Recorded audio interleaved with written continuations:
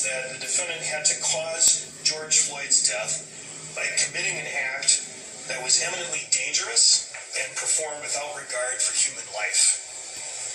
And again, the state is not required for this charge either to show that the defendant intended to kill Here, let me George turn Floyd this down a and bit. committed an act that was eminently dangerous and performed without regard for human life.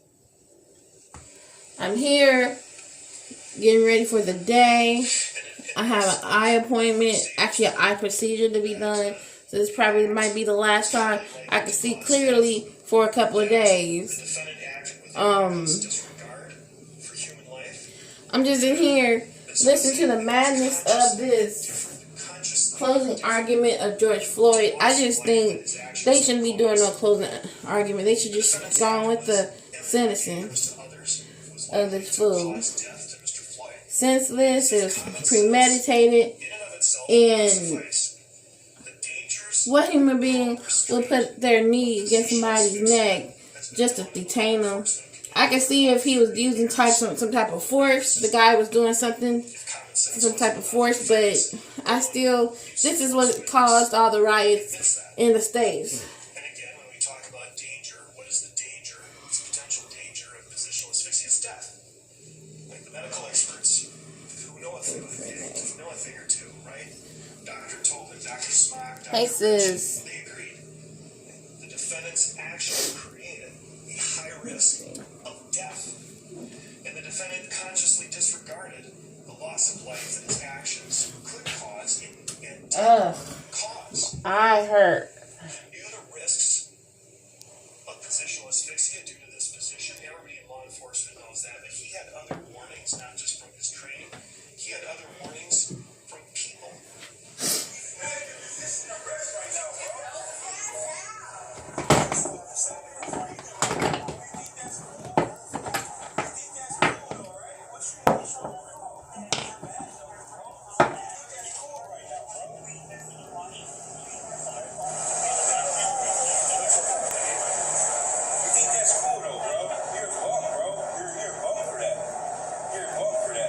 This would change America.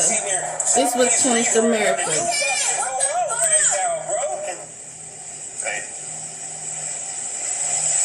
It was plain and apparent to everyone who was there what was happening.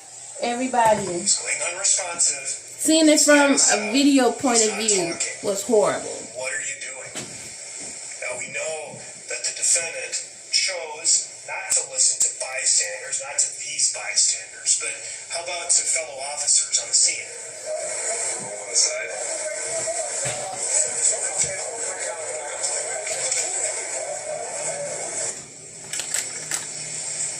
Roll him on his side. Staying put where we got him. That's what the defendant said. He's staying put where we got him. Roll him on his side means roll him into the side recovery position. He could have listened to the bystanders. He could have listened to fellow officers. He could have listened to his own training. He just didn't do better. He knew that kneeling on somebody's neck, in addition to the positional asphyxia, just the pressure, is dangerous. Anyone could tell you that. A 9-year-old can tell you that, did tell you that. Conscious indifference? Indifference? Do you want to know what indifference is? It's like...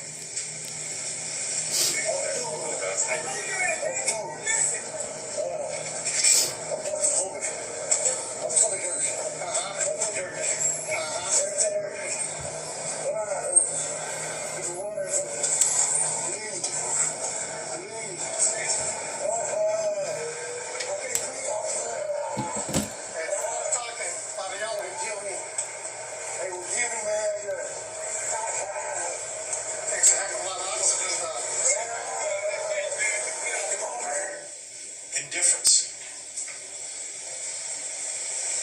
We picking rocks out of the tire, commenting about the smell of the man's feet who you're pressing down, grinding on. That's his voice. I'm not picking him, I'm not picking my nose ring out, y'all. It fades as he tells you, "You're gonna kill me. I can't breathe. My stomach hurts." My neck hurts. Everything hurts. It takes a lot of oxygen to think about it.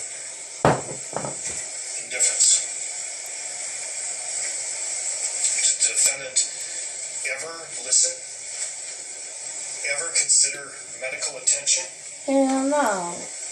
No one defended that decision, the failure to give CPR, not even Dr. Fowler.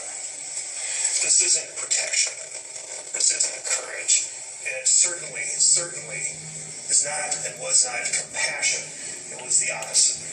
Barbaric. The right word, barbaric. So back to the instructions and the elements of third-degree murder.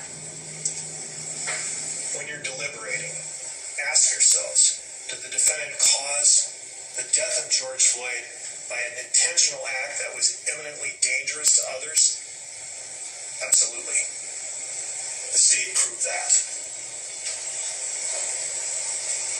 Did the defendant act with a mental state consisting of reckless disregard for human life, a conscious indifference to the loss of life that the eminently dangerous act could cause? Yes, he did. And you will find, based on that the state has proved the defendant is guilty of third-degree murder as charged.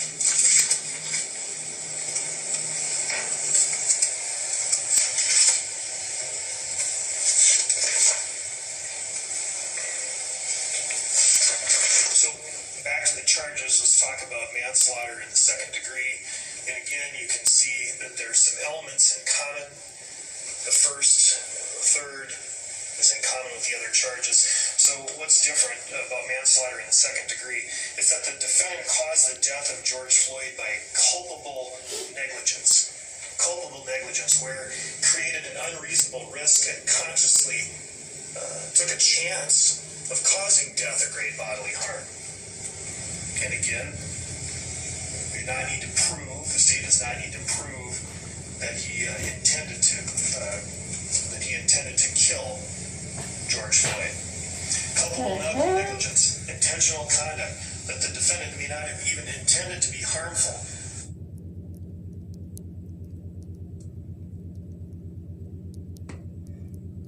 That an ordinary and sound like it's gonna cut through my wall. Would recognize as involving a strong probability of injuries to others. You can look for yourself and you can see exactly what was happening. The bystanders who were at the scene looked for themselves, and it was plain to them. They took a video, you saw it, it was plain to you. Strong probability of injury. And with the defendant and his specialized knowledge about the dangers of positional asphyxia and the common sense that if you put your knee on somebody's neck, there's a strong probability of injury. He knew that too. Great bodily harm, bodily injury that creates a high probability of death. Permanent or protracted loss or impairment to the function of a bodily member or organ. The heart, the lungs, the loss of consciousness.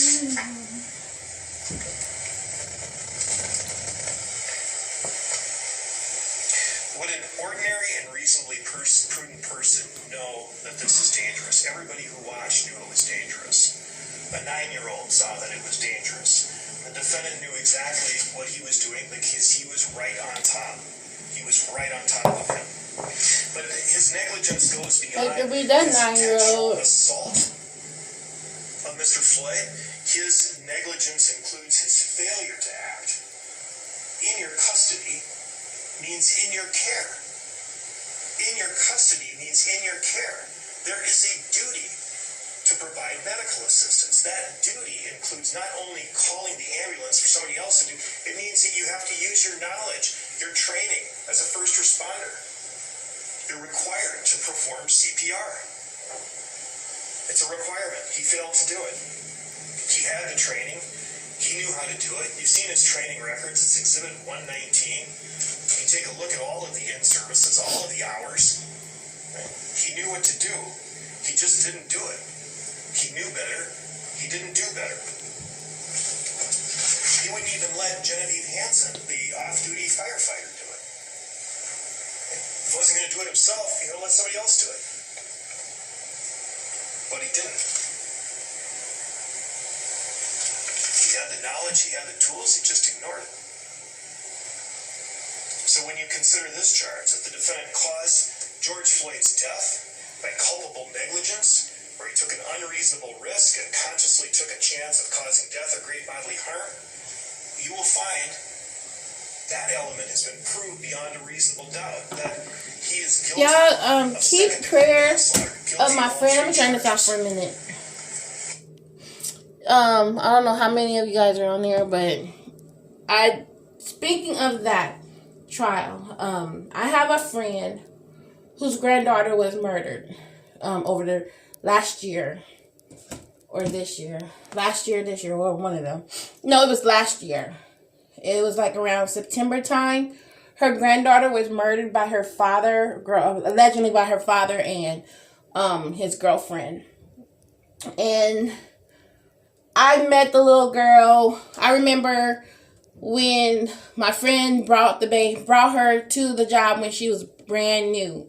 And this little girl was so full of life. Her name was Olivia, and like from an infant, from her growing up to being the toddler that she was just a vibrant little girl. The prettiest eyes that I've ever seen. I mean, I've seen pretty eyes, but this little girl had the prettiest eyes. And I really adored her. I'm not making it all about me, but I'm just telling you how this little girl brought sunshine in my world every time she came into the store. And there was times I would give her free candy. Oh yes, I would give her free candy. And of course, I'll pay for it. I paid for it. So anybody at Walmart want to do that and try to build a case against me, I got receipts. But anyways, I gave this little girl candies. Of course, I made sure it was okay. And, this little girl was just full of life. And, even though her grandma stopped working at my store, I've always asked about her. Either she brought her to the store with her. So, anyway, long story short, the little girl was murdered. I mean, the way she was murdered was horrible. It started with a false, bogus Amber Alert, and the story came to, and I actually believed it, but something on my spirit didn't gel right, and I said, I hope the father didn't do it, because that's what the first thing, because the story wasn't adding up. But I just feel bad because this little girl was my friend's joy, her heart, her world. She wanted to, take her in, raise her and stuff. I mean, she didn't tell me that there were abuse going on, no. But she was like, just saying how, oh, this is my world. And I just feel bad because she's grieving hard. The moral of the story that I'm trying to say is that keep her in prayer because they're supposed to have a trial. I guess the trial of her granddaughter, and that little girl didn't deserve what she deserved. They sat up there and did something to her and buried her in a shallow grave here in Kansas City, Kansas. And I can't tell you pinpoint the location because I really don't know, like as of right now. I mean, I know, but I want to make sure before I say anything. But they made a little memorial for her.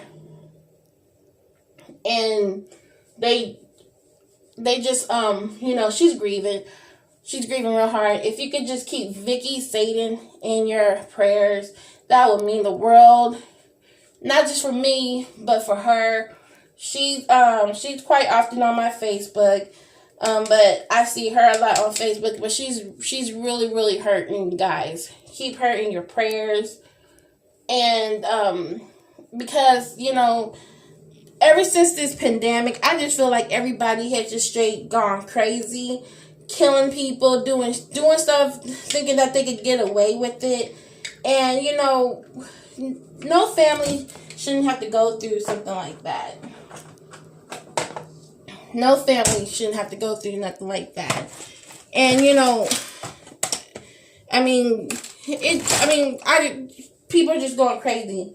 And I just feel like, you know, everybody out here should take it as if this should be a sign that we should all be together in unity and loving on each other, than acting up, acting stupid, acting rude, going into essential workplaces, acting a fool with the employees where you know that they're risking their lives for everybody out there that's coming to shop at the stores. Yes, I'm speaking in my point of view too, because I work in an essential place. I'm an essential worker.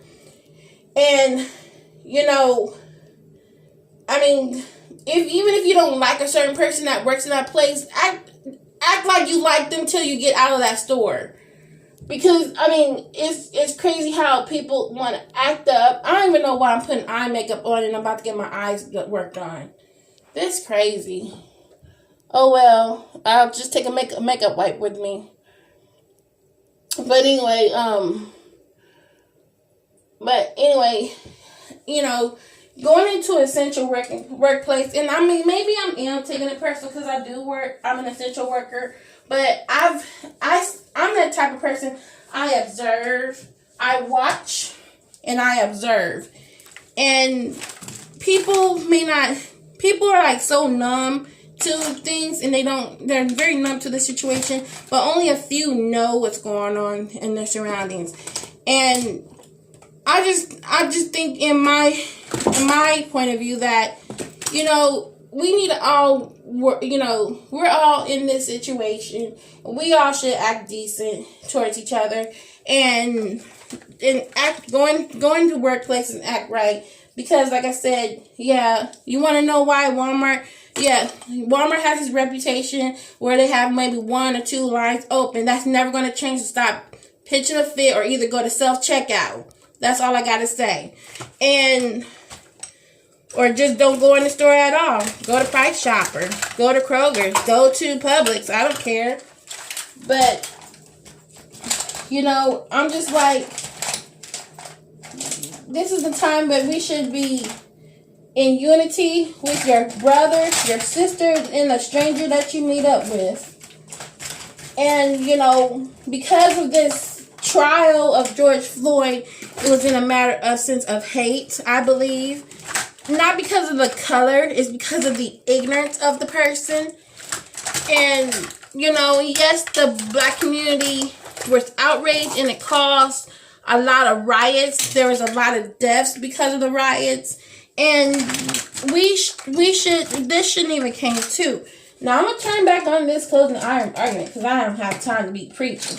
But, you know, I'm just like, where is the love amongst people today? Where is the love among people?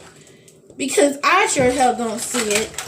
I mean, I'm used to the love in my grandma's house. After she passed away, yeah, everybody went their own separate ways. Create your own community of love where people near and far that you know and that you could trust. And some people just prefer to love from a distance. I respect that because I do that. But, you know, because of this trial, because of this ignorant act that this guy did on George Floyd, this is one of the reasons why the world is all it is today. Everybody is influenced by doing dirt, I'm not going to cuss, dirt, doo-doo, and try to get away with it, and try to justify. Then you have these defendants, defendant attorneys want to try to justify where on plain to see on a video that is actual murder. But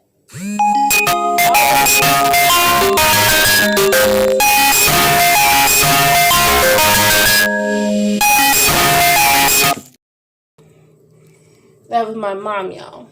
She was checking on me because I'll tell you after I have to say what I gotta say. You know, the reason why things are the way, and this is because we have people that do things and try to justify their actions, and then you have people defending that action, and it shouldn't be that way. And I mean, my opinion is one way, and others' opinions can be another way. I respect that. I don't push my opinion on people. I just tell you how I feel at the time in the moment. I just feel like that police officer should go to jail. It was premeditated. He didn't have to put that excessive force on that man, because he was already handcuffed. What other harm could he do besides scream for his mama? And he said he can't breathe. He wouldn't even let a firefighter give the man give the man CPR, whatever you call it. But I'm gonna let y'all listen to it. And after I do this and stuff, I might cut it off, and I gotta finish my piece. So. Murder was committed. The manslaughter was committed.